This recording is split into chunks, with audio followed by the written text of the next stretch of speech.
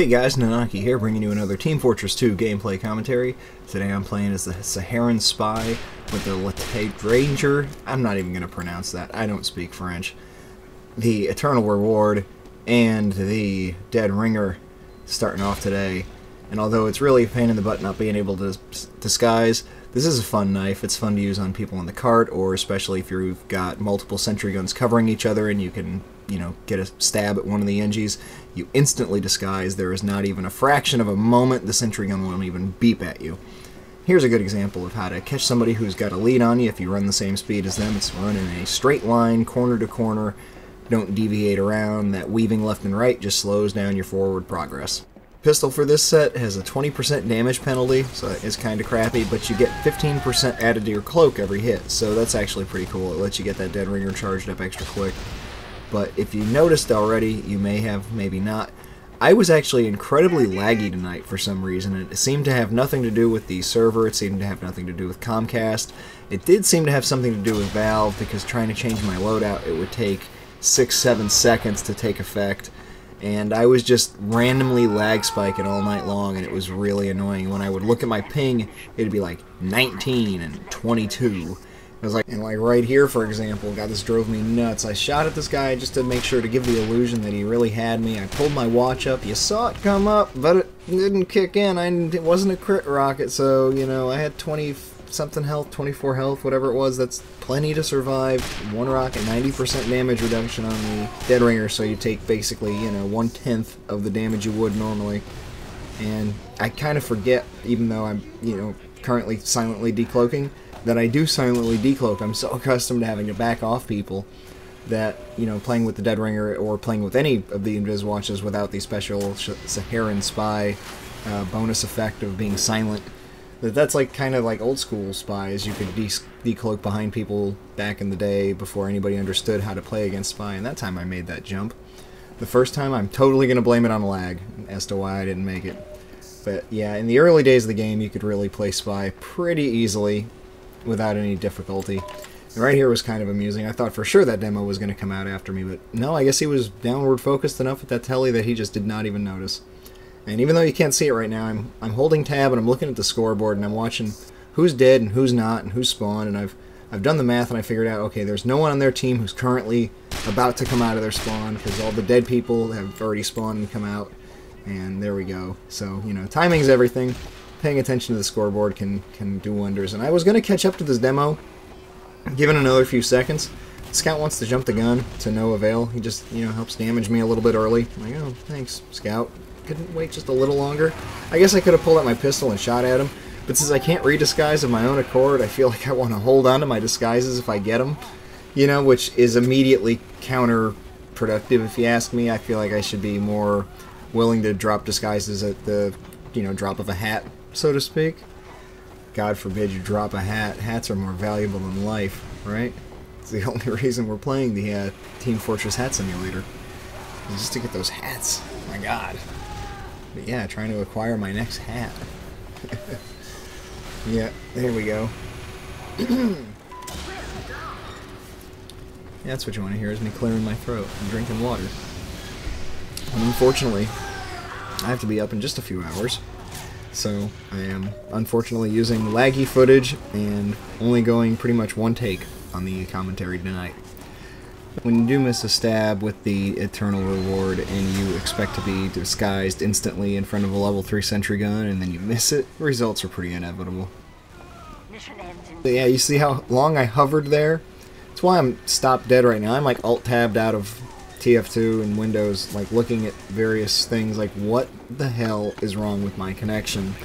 And I'm determining there's nothing wrong with my connection. It's gotta be something in between me and servers and whatever the hell is going on in TF2. I think if I disabled the overlay somehow, I've heard that works, but yeah, right here is why I don't like not being able to disguise. I'm sure if I could have disguised, I could have snuck up behind the Senji and, got him. But no, unfortunately, I jumped on top of his dispenser, and for just a moment, it seemed like it was going to completely stop my decloak. I couldn't tell if it was a level 2 or a level 3, but no, it was a level 1, and lag caught up with me, and it went down really quick. And I was like, oh god, not enough time. And so I decloaked in front of him, and the silent effect of the decloak was completely wasted. But unfortunately, that was only like 5 minutes long, and I realized that as soon as I put it together, and I was like, well, that's cool. I played a couple rounds of Spy, so cutting straight into the action here, you'd think I might have been able to get that stab on that soldier, but I was way more concerned with waiting for my team to come around this corner to sap this gun. Because a Spy sapping a gun at the right moment when the team's coming around the corner means that you don't need an Uber, you don't need, you know, 3 people in a row to die, or a demo man to be able to properly corner it with stickies. Because even though a demo man can do that given just a few seconds, you do need just a few seconds, and sometimes you don't even have that. And I should have gone for the headshot there, but I saw he had just used the guns of running urgently. Yeah, that'd be good. The gloves of running urgently to get away from the front there, and I think he probably expected that gate to be open, and I thought, oh, mini crits, I'll just blast him a few times with my revolver. Everybody carries the sandwich now. Oh no, he has a shotgun. Oh, I'm dead. So that's how that went down in my head in real time. So right here I have worked my way around back to their base, and I'm looking for a primary target, and yeah, the primary target's always the middle. I thought for sure I'd get that heavy before he finished eating his sandwich, but I didn't, and then I thought I'd get away without being lit on fire, and I didn't. You know, there's a lot of moments in this that are kind of a little bit and you'll see what I'm talking about here and there, but there's one in particular that's pretty bad. That was good right there. He was kind of walking past me, and then I was instantly being kind of hit by him. I even kind of thought to myself, like, oh, is he going to walk past me? But no, that's not at all what was happening there. And here I thought, oh, am I going for the pyro? Am I going for the heavy? Oh, I should have gone for the pyro. One of those, you know, pick your target kind of moments. I thought the pyro was going to charge forward, but he was kind of standing back with the flare gun, and I thought, oh, if he stands back, I'll kill him, then the heavy. But yeah. So I can't get headshots, but it doesn't matter, because that guy didn't have any health left anyway. It's another one of the great advantages of Spy, or if you're a medic using the statue head, whose name escapes me, you can see enemy health. And gotta love them snipers without the Razorback. Even with the Razorback, that just means I get to pull out the Ambassador and go for a headshot, so it's like a perfect excuse to go for those, because even if you don't go for 2, you only need the 1. And God, I thought I got that medic hit as he passed me. And watching the replay now is actually really enlightening after having, you know, just played these rounds, because in real time in the round, I stabbed when the medic was coming around to pass me, and in the replay you see him kind of glide right by, and then the stab goes off. And it's kind of interesting to see the way things are being interpreted server side, as opposed to the way you saw them without the lag on your computer, without, you know, with all the various things and parts of the engine, lag compensation, and, you know, I don't even know how half of that stuff works, to be completely honest, but I know that there are various effects and filters in place, and, you know, always going for the medic, and I thought for sure I'd get the heavy too, because I thought he'd be walking forward, but he was kind of backing up, and so that wasn't lag. I can't blame lag for everything, much as I'd love to. And I don't want this to be a video that's just me whining about lag, because it's really not my intent, but it really was severe and prevalent this evening. And I wouldn't have brought it up at all if I couldn't get away from it. Like, this was probably the previous server, actually. It was probably the 8th or 9th server in a row that I tried that I had very low ping on before I just utterly gave up. That was another, you know, utterly gave up moment. Like, I was just in the wrong place, I had no cloak left, people saw me, and yeah, badness all around. And here I'm getting burned up by this pyro, and this initiates the probably greatest herp-derp chase I've ever had as a Spy versus a pyro, as far as neither side being able to accomplish the correct actions. And that pyro was trying to put me out, and I appreciated that. And I knew that pyro was in the house, though, because he had chased me up the ladder, but he hadn't jumped down. And I saw him coming back here, and I thought, oh, he's going to come down from this ledge, and I was trying to warn people, and I'm like, sentry ahead. I'm like, I don't know the button for look out for the pyro, and I'm like, oh, there he is, and, you know, he activates the ringer, but somehow I'm not on fire. I'm like, oh, okay, well, that lucked out, and here's my second chance to get a headshot.